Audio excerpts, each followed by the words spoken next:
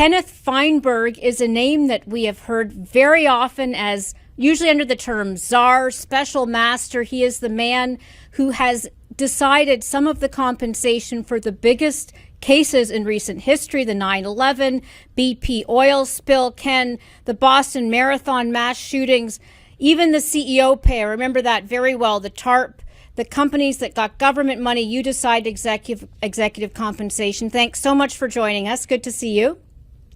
Glad to see you and glad to be here again today. So one of the reasons I was curious to talk to you is there's so many massive disasters that we have now where people start to talk about compensation. And from what you've learned, when are the times when people call on you and when is it almost existential? Maui is in the news. Is that a case where there could be some call for mediation over who gets what? Oh, I think so. I mean, I get the calls. Receiving a call is not the hard part. I receive calls after most tragedies and most disasters. The real issue that immediately comes up is there political consensus that there should be a special compensation fund created? I mean, bad things happen to good people every day. You don't have compensation funds. Is there a political consensus? And if there is, well, before I get involved, you have to ask the preliminary question, where is the money coming from if there's going to be a fund for eligible victims? Well, and you've dealt with both. You've dealt with private sector, and of course, public sector in terms of government money. Let's start with that word consensus. That is not a term that often links with political these days. Has that impacted, you think, victims and compensation that could be possible for some of these events?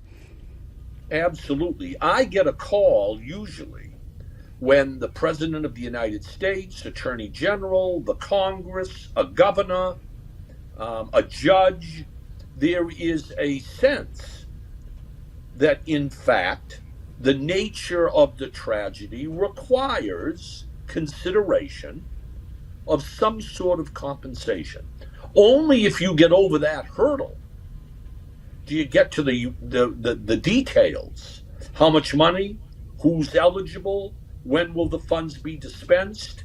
Is it a gift, or do you have to sign a release so you won't litigate if you accept the money? Those are all questions that quickly follow a political decision that we want to do something special for a very small number, relatively speaking, of victims.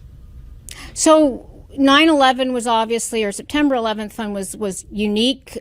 We talked about TARP and the 2008 crisis, BP oil spill. Give me a sense of when things changed in your mind where that consensus perhaps broke down. Or maybe I don't want to be presumptuous. Maybe I don't want to be presumptuous. Good on challenging me there. I will say this. 9/11 was very unique. 9/11 involved public taxpayer money. Now, these other examples that you give, like the BP oil spill, or perhaps Hawaii or some other tragedies, that doesn't involve public money.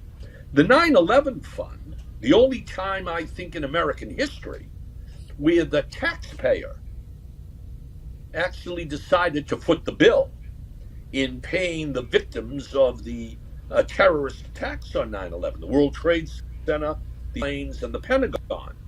All of these other tragedies that I've been involved in where there's compensation either involves insurance money, privately donated money, a corporate fund like the BP oil spill, the BP oil company that paid the freight in that compensation program, General Motors, the ignition switch compensation program. So you're right that 9/11 is really the high watermark for taxpayer money.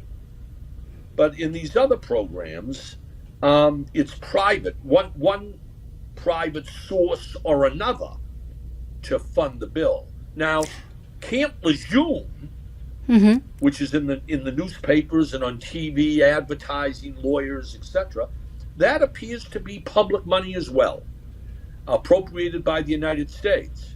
But those public programs, publicly funded, are very rare, I must say. Now, with the mass shootings that I know you've been involved in compensation there too, where does the money come for that?